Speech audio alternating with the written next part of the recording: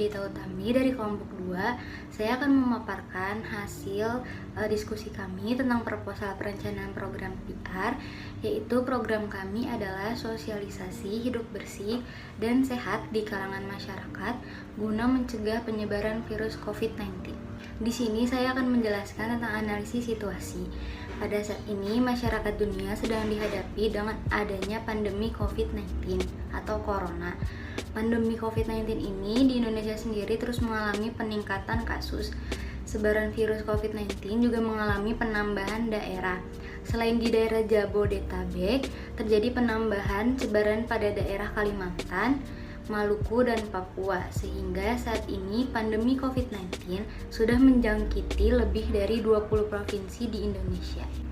Di Indonesia sendiri, ketika virus ini merebak di Wuhan, Tiongkok, alih-alih mempersiapkan diri untuk mitigasi, pemerintah lebih mengedepankan gimmick populisme seperti memulangkan WNI dari Tiongkok. Presiden Jokowi memang sempat berseru bahwa virus corona tidak masuk ke Indonesia berkat kesiapan Kemenkes. Hal itu ia sampaikan saat memimpin sidang Kabinet Paripurna mengenai antisipasi dampak perekonomian global di Istana Kepresidenan Bogor pada 11 Februari 2020. Alih-alih melakukan mitigasi, pemerintah melalui Menteri Keuangan Sri Mulyani justru lebih mencegah kejatuhan perekonomian dari sektor pariwisata sehingga diberlakukan diskon harga tiket pada pesawat pada tanggal 25 Februari 2020. Presiden Jokowi sendiri mengakui diskon itu diberikan bagi wisatawan yang berasal dari daerah bebas virus corona. Pemerintah akhirnya mengkonfirmasi kasus 1 dan kasus 2 pasien positif COVID-19 di Indonesia pada awal bulan Maret. Kasus-kasus baru terus bertambah, bahkan menjangkiti sejumlah pejabat publik seperti Menteri Perhubungan Budi Karya dan Wali Kota Bogor Bima Arya. Nah, di tengah kondisi pandemi yang semakin meluas, Presiden Joko Widodo juga telah menginstruksikan jajarannya untuk segera melakukan rapid test dengan cakupan yang lebih luas. Juru bicara pemerintah RI untuk COVID-19, Ahmad Yuryanto, menjelaskan tes tersebut akan mengambil sampel darah dan memeriksa imunoglobulin sebagai langkah awal. Nah, dampak dari pandemi COVID-19 ini sebenarnya banyak. Salah satunya ini, sejak wabah corona merebak, sebagian besar sekolah dan universitas melakukan pembelajaran jarak jauh atau PJJ. Namun, implementasinya tak berjalan mulus. Aturan lebih jelas mengenai PJJ diatur dalam Surat Edaran Mendikbud nomor 4 tahun 2020 tentang pelaksanaan kebijaksanaan pendidikan dalam masa darurat penyebaran coronavirus disease atau COVID-19. Sejauh ini, pemerintah pusat melalui tim gugus tugas COVID-19 yang dipimpin BNPB masih mengupayakan kebijakan social distancing atau jaga jarak. Masyarakat diimbau untuk tidak beraktivitas di luar rumah dan menghindari kerumunan dengan tujuan memutus mata rantai penyebaran virus. Yang terbaru, saat ini pemerintah menerbitkan Peraturan Pemerintah atau PP nomor 21 tentang pembatasan sosial berskala besar atau PSBB melalui Kementerian Kesehatan. Gubernur DKI Jakarta sendiri, Anies Rashid Baswedan, buka-bukaan soal pemberlakuannya pembatasan sosial berskala besar di ibu kota. Seperti kita ketahui, PSBB di Jakarta sendiri dimulai sejak Rabu 10 April 2020 lalu. Dalam rapat dengan tim WAS COVID-19 DPR RI, Anies mengatakan Peraturan Menteri Kesehatan nomor 9 tahun 2020 menuliskan PSBB diberlakukan selama 14 hari. Anies juga mengakui pelaksanaan PSBB ini tidaklah mudah sebab dibutuhkan kampanye kesadaran secara serius dari masyarakat sendiri. Penerapan PSBB paling tidak meliputi peliburan sekolah dan tempat kerja, pembatasan kegiatan di tempat atau fasilitas umum, dan memberhentikan kegiatan yang membuat orang berkumpul. Dan ada analisis organisasi. Pada awal Maret 2020, Indonesia digemparkan dari pengumuman Presiden Republik Indonesia Joko Widodo bersama Menteri Kesehatan Republik Indonesia yang menyatakan bahwa virus corona atau COVID-19 positif berada di Indonesia dan telah menjangkiti warga Indonesia, ibu kota Jakarta tepatnya. Kewaspadaan pun berubah menjadi kepanikan. Alat-alat kesehatan seperti masker, hand sanitizer, hingga ketersediaan sarung tangan latex pun menjadi langka akibat diborong dan ditimbun oleh oknum tidak bertanggung jawab yang kemudian menjual kembali alat-alat tersebut dengan harga yang lebih tinggi. Sehingga dampaknya pun membuat frontliner pertahanan kita atau tenaga medis kita menjadi rentan terkena virus tersebut. Tim aksi cepat tanggap pun tidak tinggal diam. Kami mengadakan aksi medis mulai dari edukasi, pembagian alat kesehatan hingga aksi pencegahan untuk meminimalisir atau mengatasi permasalahan wabah virus corona. Kami juga melakukan antisipasi dari dampak wabah virus corona, seperti dampak sosial dan ekonomi yang melemah, dengan cara membagikan makanan gratis berupa beras hingga air putih. Lalu khusus untuk tim medis, aksi cepat tanggap mendukung penyediaan kebutuhan alat tenaga medis. Beragam cara kami lakukan, misalnya yang akan kami laksanakan dalam waktu dekat yaitu kami akan mendatangi RPTRA, Citra Permata, dan Beringin Indah. Kami akan melakukan sosialisasi hidup bersih dan sehat di kalangan masyarakat dengan mengedukasi pentingnya cuci tangan yang benar dan penggunaan masker. Selain itu, kami akan melakukan kampanye untuk membantu penyediaan makanan, vitamin, dan juga APD atau alat proteksi diri untuk tenaga medis seperti baju hazmat, masker N95, masker bedah, surgical cap, dan helmet face shield. Analisis publik. Saat ini Indonesia sedang dilanda wabah virus corona atau yang dapat disebut COVID-19. Virus yang awal persebarannya pada Desember 2019 berasal dari wilayah Cina, tepatnya dari wilayah Wuhan. Persebaran virus ini sangat cepat karena dapat menular antar manusia yang saling melakukan kontak satu sama lain. Selain Cina dan Indonesia, negara lain juga sudah terdampak virus ini. Negara-negara tersebut meliputi Prancis, Spanyol, Inggris, Italia, Amerika Serikat, dan berbagai negara di benua lainnya. Jumlah korban yang kian hari kian bertambah juga tidak sedikit yang kehilangan nyawa seperti di Amerika Serikat, Italia, dan Cina. Jumlah kasus secara global sudah menyentuh angka 2 juta jiwa yang terpapar virus corona pada pertengahan April ini. Di Indonesia, virus corona ini masih berjalan dan semakin banyak korban yang terpapar. Mulai dari korban positif terjangkit virus corona sampai korban yang harus kehilangan nyawanya karena virus ini. Upaya yang dilakukan oleh pemerintah sudah sebagian besar dilaksanakan oleh masyarakat, seperti menerapkan social distancing atau pembatasan sosial. Karena virus ini adalah kasus yang serius sehingga Presiden Republik Indonesia Joko Widodo menyarankan agar masyarakat mengkarantina diri sendiri di rumah selama pandemi ini berlangsung. Mengkarantina diri sendiri merupakan salah satu langkah untuk memutus rantai persebaran virus corona ini, baik orang yang sehat maupun orang yang sedang memiliki gejala penyakit lain. Social distancing dilakukan agar kita dapat membatasi kontak dengan orang lain yang mungkin saja terpapar virus ini tanpa gejala sehingga dapat dianggap sebagai sehat-sehat saja. Social distancing ini juga menghindarkan kita dari keramaian orang yang kesehatannya kita tidak ketahui. Menerapkan social distancing, setiap orang harus menjaga jarak sekurang-kurangnya 1 meter saat sedang berinteraksi dengan orang lain, terlebih pada orang yang juga sedang sakit karena risiko terpapar.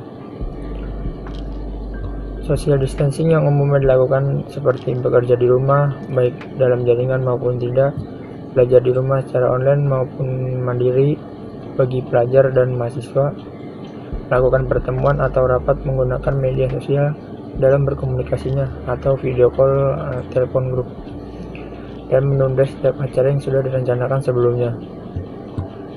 Sayangnya masih banyak masyarakat Indonesia yang belum menjalankan sepenuhnya karena rasa apatis dari diri masyarakat yang menyepelekan permasalahan yang serius ini. Kurangnya kesadaran atas kesehatan, kurangnya pengetahuan menjaga diri, serta karena terpaksa harus bekerja untuk menafkahi keluarganya.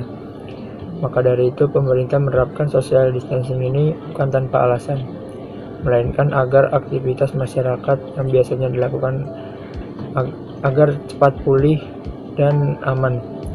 Aturan dari pemerintah agar setiap orang di luar rumah bekerja dan berbelanja harus menggunakan masker yang sesuai standar keamanan dan selalu cuci tangan dengan sabun setelah memegang benda-benda di tempat umum. Pemerintah sudah menerapkan pembatasan sosial berskala besar atau PSBB yang akan mengatur masyarakat agar terhindar dari aktivitas yang melibatkan banyak orang. PSBB ini juga menerapkan aturan agar dilarang berboncengan berdua di motor kecuali satu alamat, dilarang mengangkut lebih dari 4 orang dalam kendaraan roda 4 ke mobil, dan menggunakan masker saat meninggalkan rumah. Pemerintah berharap agar semua berjalan sesuai anjuran agar kita masyarakat Indonesia terbebas dari virus corona ini. Ya, jadi sekarang saya akan membahas tentang menyusun goals dan juga objektivitas goals. Bagi seorang PR, memerlukan struktur yang fleksibel, organik, responsif, dan juga kreatif. Selain memerlukan pendidikan dan intelektualitas, juga dibutuhkan orang yang berbakat dalam berkomunikasi, namun struktur yang organik dan kreatif dapat berakibat buruk bila seseorang tidak mempunyai pegangan dan arah yang jelas. Nah, dari pembahasan kali ini, hasil dari diskusi kelompok kami yang pertama itu ada goals. Dengan diadakannya sosialisasi seperti ini, diharapkan dapat meningkatkan kesadaran pada masyarakat terkait bahayanya pada virus COVID-19 yang sedang mewadah di Indonesia, sehingga masyarakat lebih dapat waspada dan mematuhi arahan yang telah diberikan oleh Kementerian Kesehatan maupun pemerintah pusat dan daerah untuk selalu menjaga daya tahan tubuh serta melakukan social dan physical distancing. Yang kedua, ada objektif. Jadi di objektif ini ada poin-poin. Yang pertama itu ada masyarakat harus mengetahui bahaya pada virus COVID-19. Yang kedua, ada masyarakat mengetahui langkah atau tindakan apa yang harus mereka ambil ketika terserang atau melihat seseorang yang terkena virus COVID-19. Yang ketiga, masyarakat melakukan social dan physical distancing selama masa penyebaran virus COVID-19 berlangsung. Dan yang keempat, masyarakat dapat mengetahui bagaimana cara penyebaran virus COVID-19 dan cara mengatasinya. Oke, saya di sini akan menjelaskan tentang strategi yang akan kita lakukan untuk mengedukasi masyarakat tentang bagaimana cara menjaga hidup bersih dan sehat. Kita punya dua cara, yaitu dalam jangka pendek dan jangka panjang. Dalam jangka pendek itu kita membagikan selembaran, terus mendatangi sejumlah RPTRA untuk melakukan sosialisasi tentang hidup bersih dan sehat di kalangan masyarakat dengan tujuan memberikan pemahaman dan ilmu baru kepada khalayak tentang pentingnya menjaga kesehatan dan kebersihan dengan mendatangkan pembicara yang sudah berkompeten di dalam bidangnya, itu bidang kesehatan. Lalu dalam jangka panjang itu kita untuk mengedukasi khalayak umum ini dalam waktu yang lama, kita mengadakan sebuah kompetisi video dan poster secara online mengenai cara pencegahan COVID-19 kerjasama dengan beberapa sosial media yang diciptakan untuk menyebarkan informasi secara luas dan instan, dan beberapa RPTRA untuk menjadi wadah sosialisasi dengan warga sekitar. Lalu yang kedua ini kita masuk kepada komunikasi efektif. Itu dari sisi informasi itu kita memberikan informasi kepada khalayak umum tentang bagaimana cara mencuci tangan yang baik dan benar. Terus apa saja yang harus dilakukan ketika sehabis keluar dari rumah. Lalu ada etika batuk dan bersin. Lalu ada apa yang dapat dilakukan saat berada di dalam rumah. Lalu ada menjaga kebersihan lingkungan dan diri sendiri dalam rangka mencegah penyebaran virus corona melalui selebaran dan sosial media. Terus alasan kami memilih sosial media itu karena pada zaman sekarang ini teknologi sudah maju dan pastinya masyarakat ini sudah semua mayoritas itu sudah menggunakan handphone, dan pastinya mereka menggunakan sosial media seperti Facebook, Instagram, dan lain sebagainya. Itu juga tujuan itu untuk penyampaian informasi itu bisa mudah tercapai gitu, karena kan semua khalayak bisa tercakup gitu. Terus yang kedua itu ada persuasi. Itu kami melakukan komunikasi dengan pejabat daerah atau perwakilan daerah yang sudah terdampak virus, karena perwakilan daerah dapat menjadi opinion leader atau pemimpin dari opini gitu istilahnya. Lalu kami juga membuat video kompetisi sebagai program pemberantasan virus COVID-19 ini. Kami mengajak seluruh lapisan masyarakat untuk mengikuti kompetisi tersebut agar dapat lebih memahami tentang pencegahan penyebaran virus COVID-19 ini. Lalu ada kredibilitas, kami mencari orang yang dapat mempersuasi masyarakat. Kami memilih perwakilan daerah karena mereka mempunyai karisma yang tinggi yang dapat mempersuasi dan meyakini masyarakat untuk mengikuti sosialisasi dan kompetisi yang kami adakan. Kami juga bekerja sama dengan beberapa RPtra seperti RPtra Citra Permata dan RPtra Beringin Indah untuk melancarkan sosialisasi kepada masyarakat sekitar dengan prosedur-prosedur COVID-19. Lalu ada verbal. Tema yang kita gunakan ini adalah mencegah penyebaran virus COVID-19. COVID-19 ini definisinya ialah penyakit menular yang disebabkan oleh jenis coronavirus yang baru ditemukan.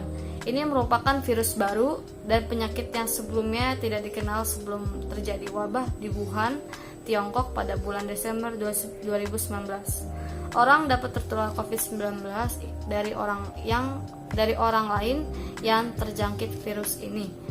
COVID-19 ini dapat menyebar dari orang ke orang melalui percikan-percikan dari hidung atau mulut yang keluar saat orang yang terjangkit COVID-19 ini batuk atau mengeluarkan nafas atau berbicara juga bisa.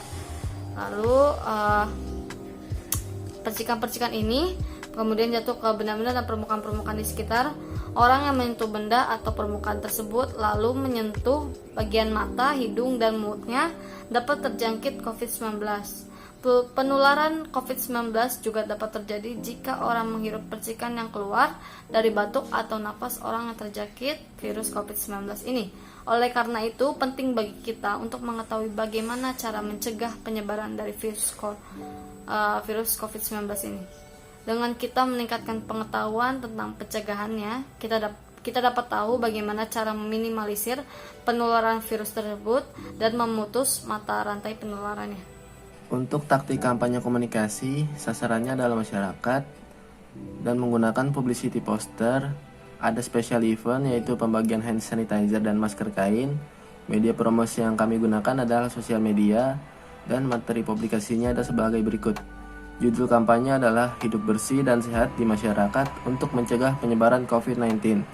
Tema kampanye, Mencegah Penyebaran Virus Corona, dan bertempat di RPtra Citra Permata dan RPtra Beringin Indah. Hari dan tanggal adalah Senin 26 April 2020. Waktunya jam 10 sampai jam 12 siang. Pembicaranya berasal dari organisasi Aksi Cepat Tanggap dan audiensnya adalah masyarakat sekitar. Warahmatullahi wabarakatuh. Saya Ilham Bintang dari kelompok 2. Saya akan menjelaskan tentang struktur proposal yang telah kami buat, yaitu tentang publisitas. Publisitas merupakan penyebaran pesan secara terencana dengan menggunakan media tertentu guna mencapai tujuan suatu organisasi tanpa melakukan pembayaran pada media. Dalam publisitas kali ini, kami melakukan kerjasama dengan beberapa selebgram dan influencer. Tujuan dari hal tersebut adalah guna untuk menarik perhatian masyarakat dengan memanfaatkan followers dari selebgram yang kami ajak kerjasama tersebut. Nantinya mereka akan mempromosikan event yang kami adakan di sosial media yang mereka miliki. Dengan begitu, informasi mengenai event ini akan semakin meluas serta masyarakat pun akan semakin tertarik untuk ikut berpartisipasi dalam event ini. Selanjutnya ada audiens partisipan. Nah, dalam audiens partisipan ini yang pertama ada sosial media. Nah, sosial media ini targetnya yaitu semua kalangan masyarakat, baik yang muda maupun yang tua yang aktif di sosial media. Karena nanti kita bakal menggunakan influencer yang akan nge-share video yang nanti kita dapatkan dari perlombaan yang kita adakan. Yang selanjutnya itu ada selembaran. Nah, target dari selembaran ini masyarakat yang nanti posternya itu kita kasih ke kepala daerah masing-masing daerah, kemudian dari kepala daerahnya nanti bakal yang nyebarin ke masyarakatnya. Terus berikutnya ada special event. Nah, special eventnya ini perlombaan membuat video dan poster secara online mengenai pencegahan dari COVID-19 ini. Nanti video poster yang terbaik akan kita pilih, kemudian akan kita kasih ke influencer, maka influencer dan kepala daerah itu yang akan nyebarin video sama posternya itu ke masyarakat. Materi yang dipublikasikan antara lain: 1. Bagaimana cara mencegah penularan COVID-19. Yang kedua, apa saja yang harus dilakukan ketika habis keluar dari rumah. Ketiga, tips kegiatan apa saja yang dapat dilakukan ketika berada di dalam rumah. 4. Apa saja yang harus dilakukan ketika berada di tempat umum. Keempat materi yang disebutkan tadi akan diambil dari sumber-sumber resmi seperti WHO dan Kementerian Kesehatan, yang datanya bisa dipertanggungjawabkan. Media promosi. Media promosi yang digunakan antara lain: 1. Sosial media. Sosial media yang digunakan untuk mensosialisasikan pencegahan penularan COVID-19 antara lain Instagram, Twitter, Facebook, dan lain-lain, dan ditunjukkan untuk khalayak umum. Sosialisasi dalam bentuk sosial media ini berbentuk poster yang menarik, mudah untuk dimengerti, dan menggunakan bahasa yang dapat tersampaikan dengan baik oleh khalayak umum. 2. Selebaran. Membuat selebaran tentang pencegahan COVID-19 yang akan diberikan ke setiap pejabat daerah atau perwakilan daerah yang daerahnya sudah ataupun belum terdampak virus tersebut, agar nantinya diharapkan pejabat daerah tersebut mensosialisasikannya kembali kepada masyarakat.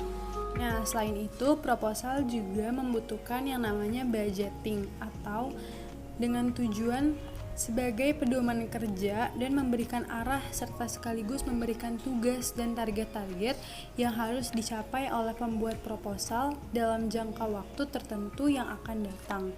Nah, di sini saya juga akan menjabarkan perihal-perihal tentang budgeting yang telah dibuat oleh kelompok kami dalam kegiatan sosialisasi COVID-19.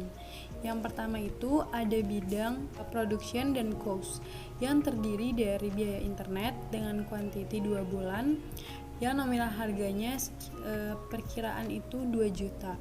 Lalu yang kedua ada biaya periklanan dengan kuantitinya 2 bulan juga dengan nominal yang diperlukan itu 8 juta. Lalu bidang yang kedua itu ada kesekretariatan.